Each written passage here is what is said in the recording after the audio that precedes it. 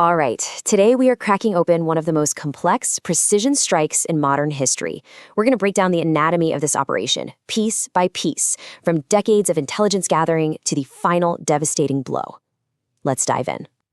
So let's just start with the central problem here. How do you actually reach a target that's buried 60 feet underground, protected by who knows how much earth and reinforced concrete? I mean, it sounds like a challenge that's pretty much impossible, right? And yet, it happened. To even begin to wrap our heads around how they pulled this off, you got to start with one number: 80 tons. Yeah, 80 tons of bombs, all dropped on one single target. We're talking about the airstrike on September 27th, 2024, in southern Beirut. Just an unbelievable amount of firepower, all focused on one tiny spot on the map. And the target? Hassan Nasrallah, the leader of Hezbollah.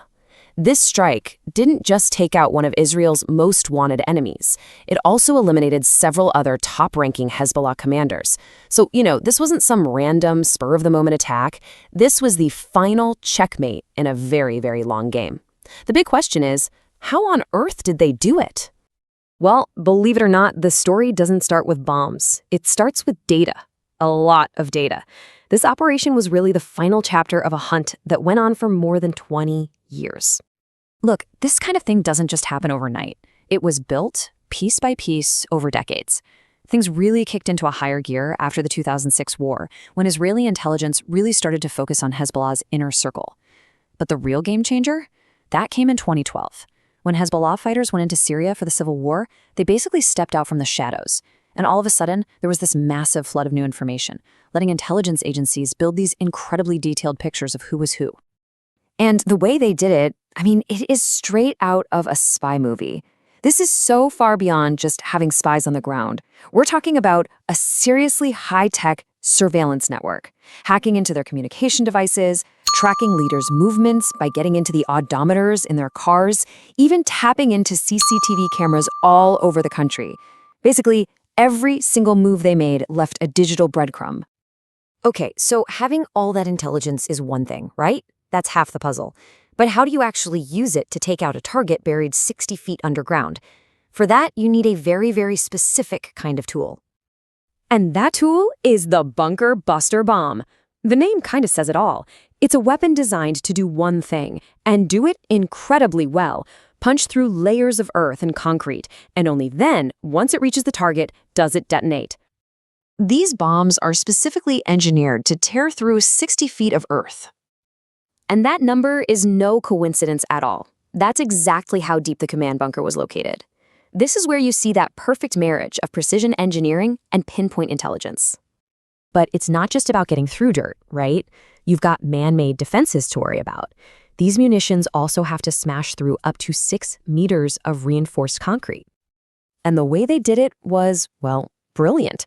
The strike apparently used a whole series of timed explosions, one bomb after another, each one digging a little deeper, systematically blasting through the bunker's defenses layer by layer until the target was reached. So you've got the intel, you've got the technology. Now what? It all comes down to timing.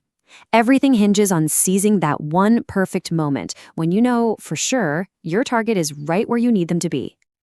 On the day of the strike, it was like watching a Swiss watch in motion. After years of just watching and learning patterns, intelligence spots something different, a break in the routine. That was the signal. A big meeting was going down. From there, they tracked his journey to the bunker in real time and launched the strike at the precise moment he arrived to make absolutely sure he and the other commanders were all inside. So when you bring together that level of intelligence, that kind of technology, and that perfect timing, what's the result? For Hezbollah's command structure, it was immediate, and it was absolutely devastating. Just look at these numbers. The results for Hezbollah's leadership were catastrophic. According to the Israeli Defense Forces, at the start of the year, Hezbollah had 9 top military commanders. After this campaign, just 1 was left. 8 out of 9 gone. Many of them taken out in just the weeks leading up to this final strike.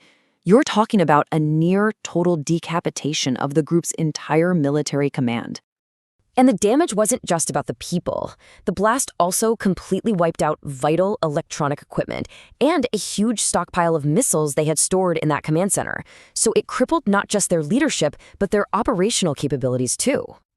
So taking out a leader who defined Hezbollah for decades, I mean, that is a massive turning point, no question. But, it also opens up this brand new, really uncertain chapter. A formidable enemy is gone, but the conflict itself remains. So the huge question, the one we're all left with, is what comes next?